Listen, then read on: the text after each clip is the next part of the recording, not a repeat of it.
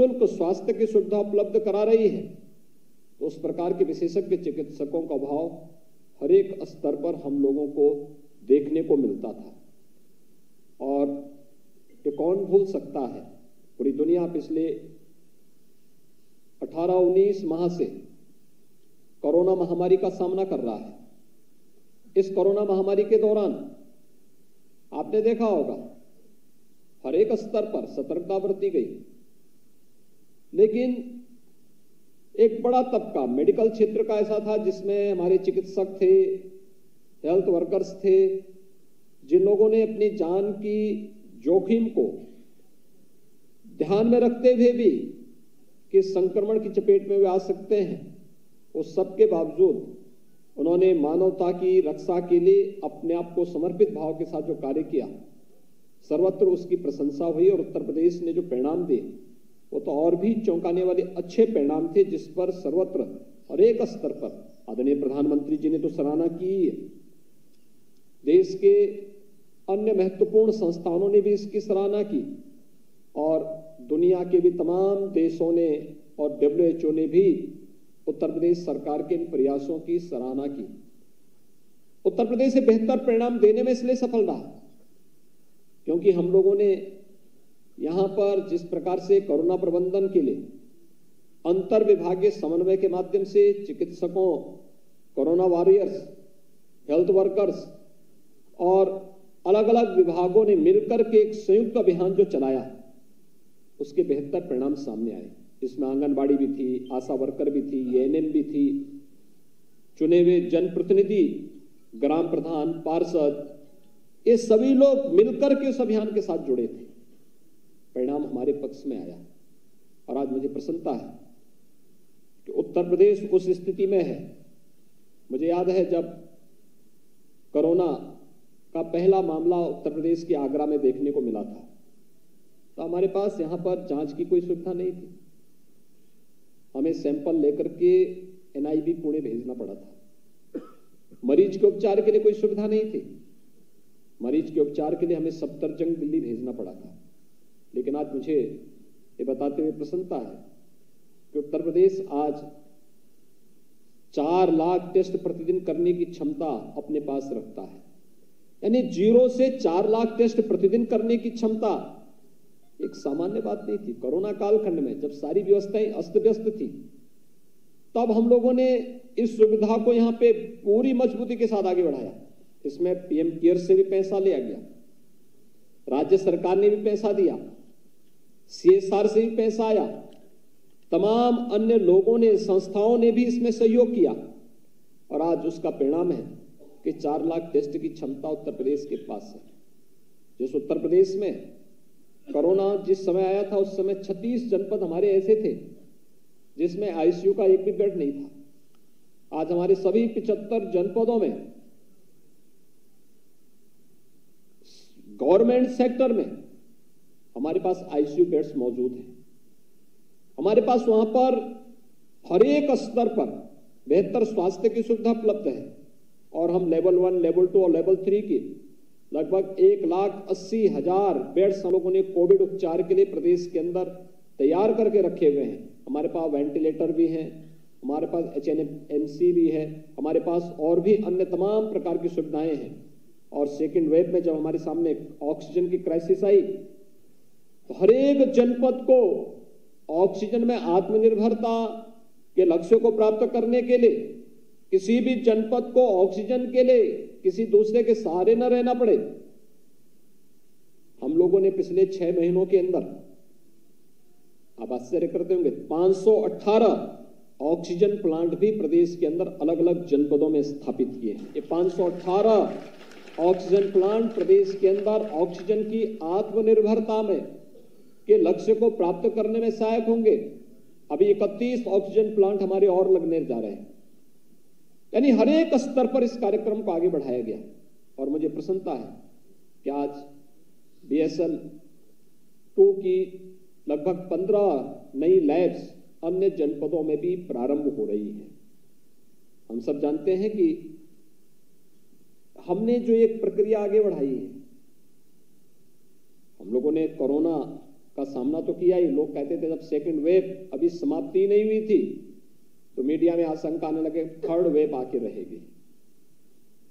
हम लोगों ने उसी समय उसकी प्लानिंग कर ली थी।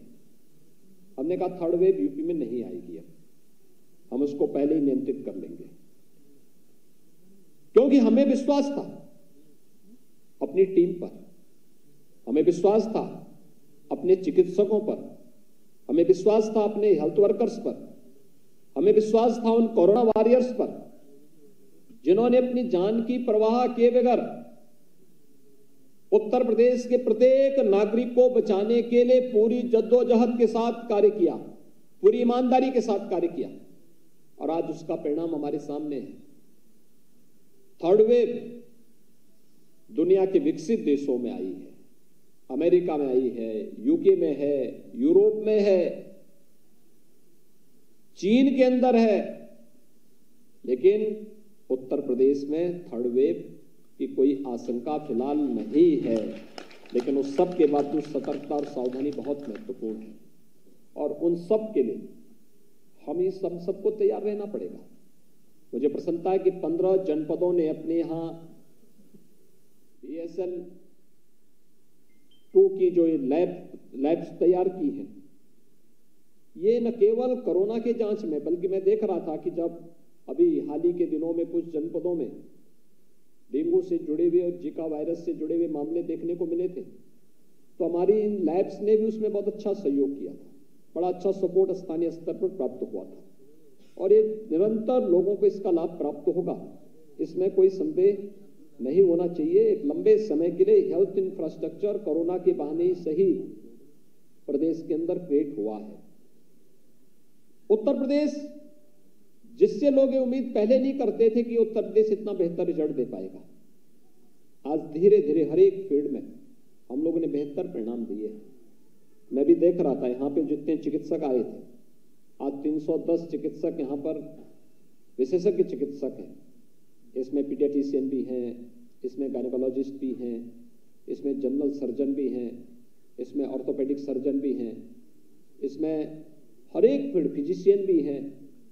यानी पहले गवर्नमेंट हॉस्पिटल में इसकी कल्पना केवल डिस्ट्रिक्ट हॉस्पिटल में एक दो कोई मिल जाए तो उसकी तो वहां तक सीमित थी, लेकिन अब यह भी हम लोग देख रहे हैं कि इस प्रकार की एक सुविधा को राज्य सरकार ने खोला है। और केवल वहीं पर नहीं, अभी तो हम लोग प्रदेश के अंदर मेडिकल एजुकेशन के फील्ड में भी जितना बेहतर प्रयास कर रहे हैं, आप अनुमान कर सकते हैं उत्तर प्रदेश ने मेडिकल एजुकेशन के फील्ड में कितना कार्य किया।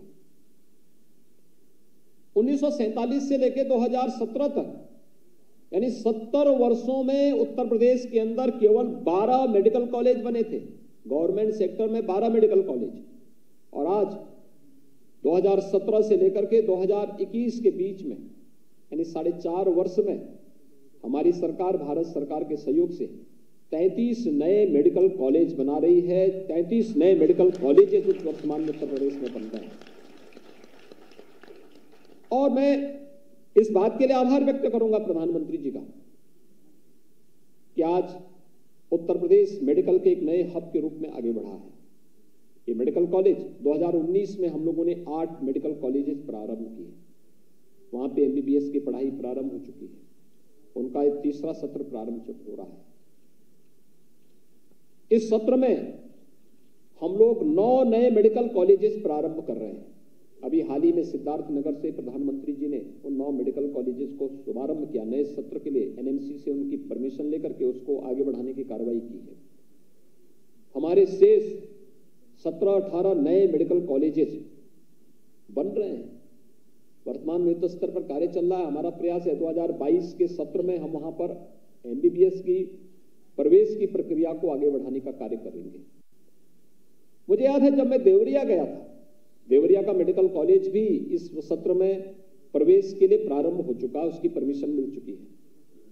तो मैंने उस समय वहां पूछा, मैंने कहा भी डिस्ट्रिक्ट हॉस्पिटल को लेकर के हम मेडिकल कॉलेज बना रहे हैं, मेडिकल कॉलेज की अपनी बिल्डिंग बन चुकी है, हॉस्पिटल डिस्ट्रिक्ट हॉस्पिटल का है, फैकल्टी कम दिखाई जा रही है। NMC की टीम आई, उन्होंने कहा फैकल्टी कम है। तो मैंने कहा जो हमारे विशेषज्ञ चिकित्सक तैनात हैं ये लोग कहाँ हैं? तो कहा गया साहब यहाँ पे तो मेडिकल कॉलेज, यहाँ पे डिस्ट्रिक्ट हॉस्पिटल में विशेषज्ञ चिकित्सकों की तैनाती नहीं होती। तो मैंने कहा फिर कहाँ तैनाती होती है? उनकी गिनती नहीं थी। फिर हम लोगों ने अपनी पॉलिसी में संशोधन किया और आज उसका परिणाम है कि उत्तर प्रदेश लोक सेवा आयोग ने बड़े पैमाने पर ये नियुक्ति की प्रक्रिया को समयबद्ध ढंग से आगे बढ़ाते हुए विशेषज्ञ चिकित्सकों को भी आगे बढ़ाने का कार्य किया। ये न केवल चिकित्सा स्वास्थ्य के लिए बल्कि प्रदेश के अंदर जो नए मेडिकल कॉलेजेस बन रहे हैं, क्योंकि अभी हम लोग प्रदेश के अंदर 59 जनपदों में एक मेडिकल कॉलेज देने में सफल हैं गवर्नमेंट सेक्टर के। 16 जनपद अभी हमारे बचे हुए थे। इन 16 जनपदों के लिए भी हम लोगों ने पीपीपी मोड पर एक नया व्यवस्था वहां पे लागू की है कि वहां पर भी हम एक नया मेडिकल कॉलेज बनाएंगे और वहां पर पीपीपी मोड पर हमारे मेडिकल कॉलेज बनने की प्रक्रिया तेजी के साथ आगे बढ़ी है।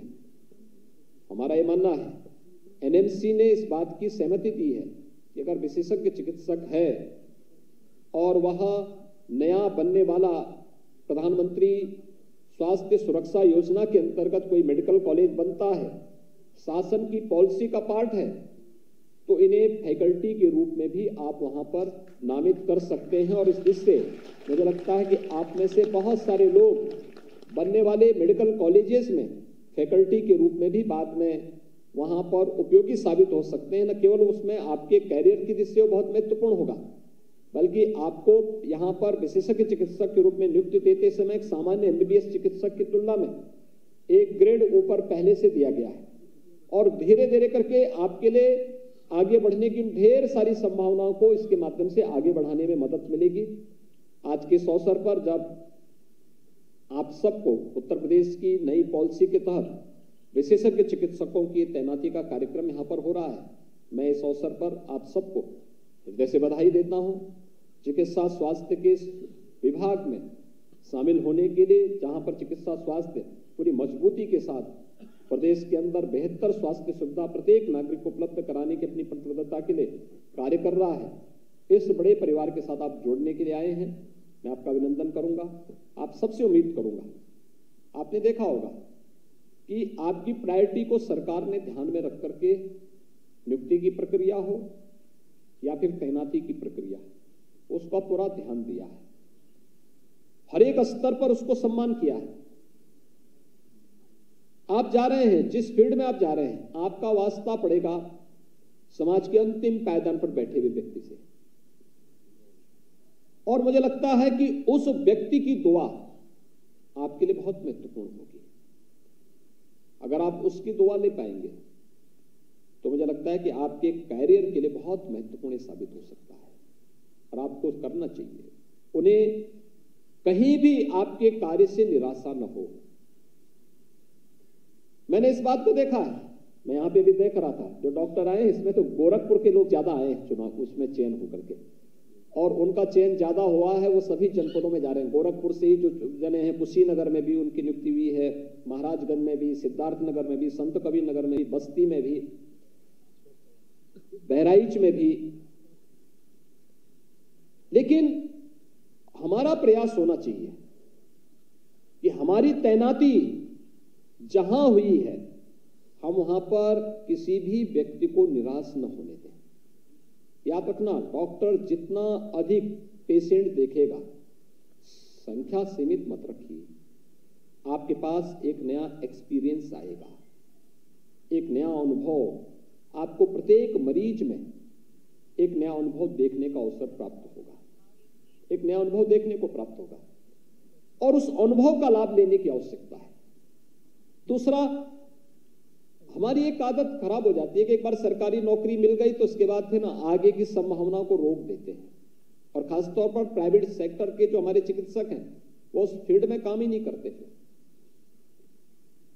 यद्यपि समय समय पर आपकी सीएमई होती रहती हैं, रिफ्रेशर कोर्सेज होते रहते हैं, प्राइवेट सेक्टर से भी गवर्नमेंट सेक्टर से भी इस प्रकार के आयोजन होते हैं। अगर चिकित्सक अपडेट नहीं है तो वह नई चुनौतियों के अनुरूप अपने आप को तैयार नहीं कर पाएगा, आम जन के विश्वास को अपने साथ नहीं जोड़ पाएगा, और अगर विश्वास नहीं जुड़ा है दुआ नहीं, बद्दुआ ज्यादा लगती है। व्यक्ति सर्विस इसलिए करता है, किसी फील्ड, सेवा के फील्ड में इसलिए आता है कि हम लोगों की दुआओं को अपने साथ जोड़ सके। आम जनमानस की, पता नहीं जनता जनार्दन का आशीर्वाद किस रूप में लगे, उसको अपने साथ आधिकारिक रूप में जोड़ सके और उसके लिए तैयार कर सके। और मुझे लगता